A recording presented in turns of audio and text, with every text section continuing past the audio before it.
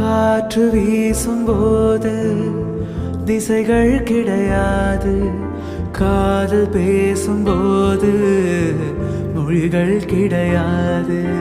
பேசும் வார்த்தை போல மௌனம் புரியாது. கண்கள் பேசும் வார்த்தை கடவுள் அறியாது. உளவி திரியும் காற்றுக்கு உருவம் தீட்ட முடியாது. காதல் பேசும் மொழியெல்லாம் சத்த கூட்டில் அடங்காது.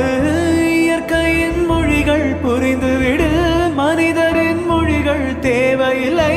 இதயத்தின் மொழிகள் புரிந்துவிடு, மனிதர்க்கு